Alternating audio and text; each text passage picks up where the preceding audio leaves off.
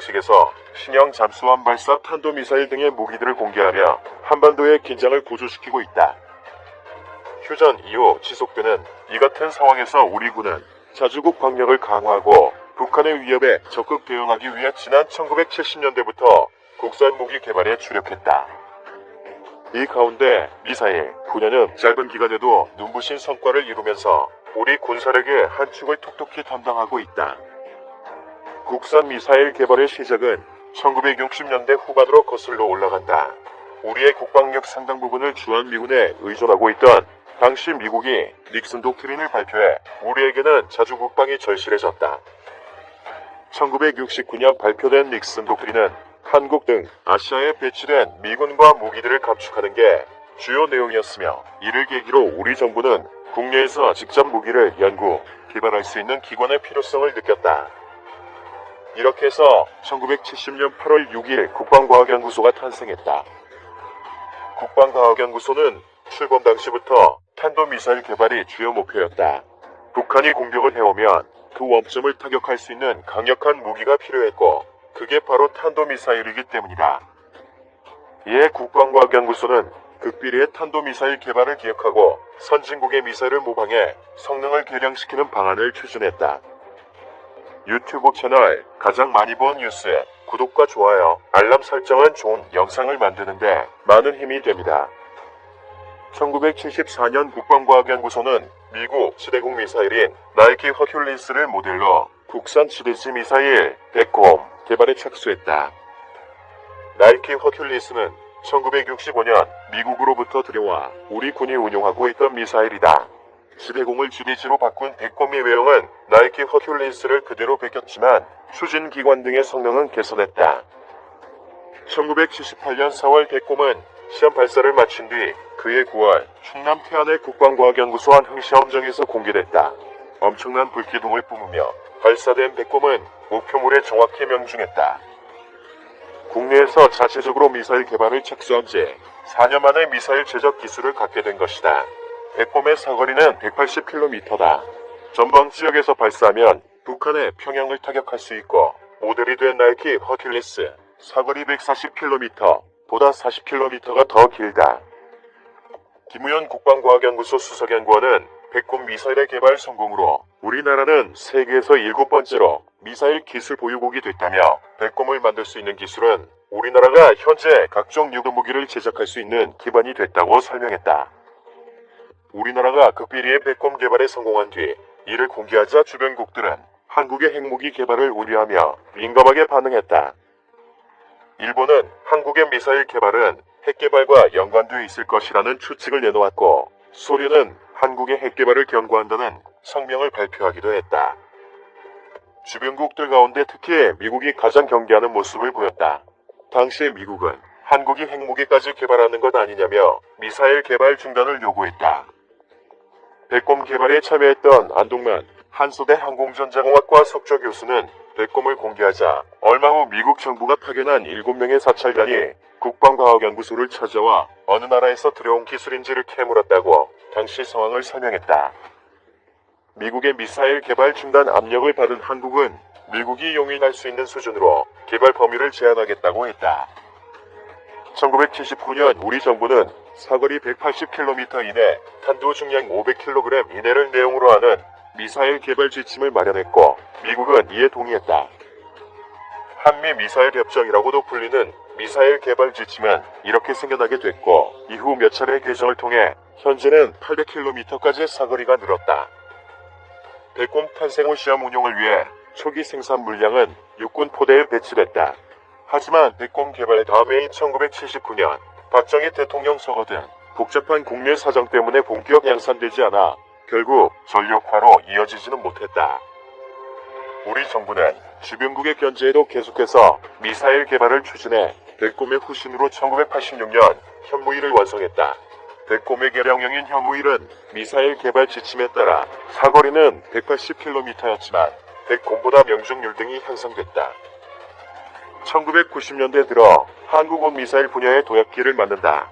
1997년 국방과학연구소는 지대공 미사일 천마를 선보였다. 사거리가 10km인 천마는 궤도식 차량에 실려 발사된다. 차량에 탑재된 레이더는 20km 이내의 적 비행체를 탐지할 수 있고 목표물이 10km 이내에 들어오면 천마가 타격을 한다. 천마의 개발이 완료되자 국방과학연구소는 휴대용 지대공 미사일 개발에 착수했다. 사람이 직접 발사체와 미사일탄을 들고 다니면서 어디서든 적 항공기를 타격할 수 있는 휴대용 미사일을 2003년 개발 완료했다. 신공이라고 명명된 이 무기는 사거리가 7km이며 개인의 휴대, 운용할 수 있을 뿐만 아니라 차량이나 헬리콥터, 함정에도 탑재가 가능해 운용 방법이 다양하다. 신공이 완성될 무렵 국방과학연구소는 또 다른 미사일 개발에도 박차를 가하고 있었다. 2001년 미사일 개발 지침이 개정돼 우리가 보유할 수 있는 미사일 사거리는 180km에서 300km로 늘었다. 이후 군사 전문가 마냐들 사이에서 사거리 300km 미사일을 만들 것이라는 추측은 있었지만 확인되지는 않았다. 2000년대 초반부터 소문과 추측만 난무했던 300km 미사일에 대한 관심은 멀어져가는 듯 했지만 마침내 2012년 그 모습을 드러냈다.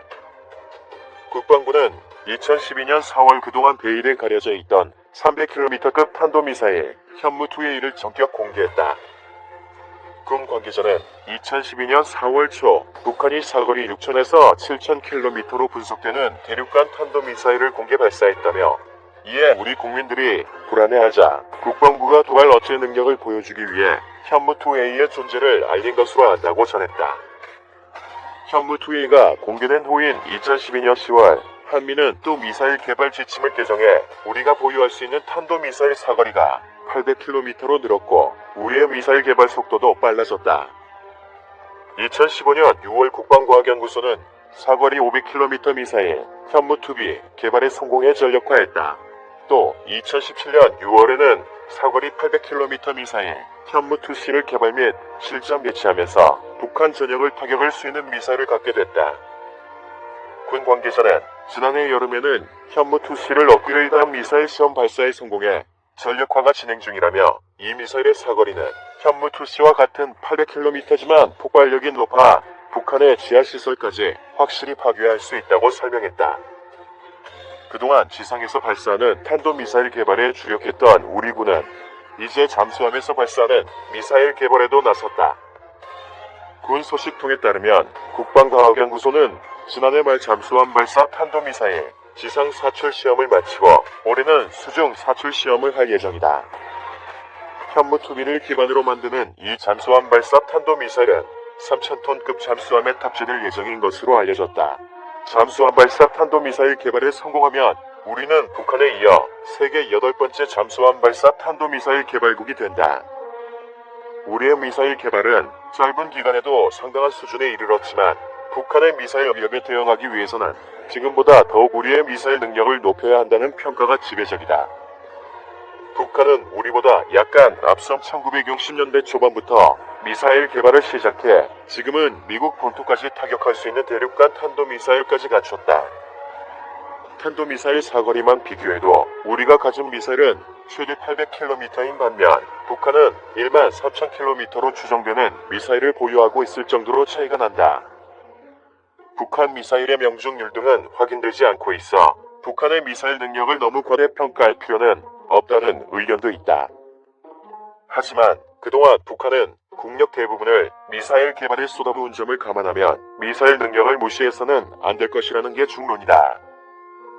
김대영 한국국가전력연구원 연구위원은 북한은 열병식 등을 통해 다양한 미사일들을 공개했지만 시험 발사 등이 제대로 안 이루어진 것들도 있다며 하지만 북한은 휴전 이후 미사일 개발에 많은 공을 들인 만큼 미사일 능력을 너무 얕봐서도 안 된다고 설명했다. 북한의 위협에 맞서기 위한 우리의 미사일 개발 노력도 계속 진행 중이다. 이런 가운데 우리의 안보 족쇄라고 불리는 한미 미사일 개발 지침을 해제해야 한다는 목소리는 계속 나오고 있다. 신은균 자주국방 네트워크 대표는 미사일 사거리를 800km로 제한하는 것은 우리의 미사일 주권을 속박받고 있는 것이라며 현재 우리가 북한 전역을 타격할 수 있는 800km 미사일이 있지만 중국 등 주변국에 의한 미래 위협에 대비하기 위해서는 800km 이상의 미사일이 필요하다고 강조했다. 시청해주셔서 감사합니다. 이 동영상의 이미지와 사운드는 유튜브 채널 가장 많이 본 뉴스가 소유하고 있다. 구독과 좋아요, 알람 설정은 좋은 영상을 만드는데 많은 힘이 됩니다.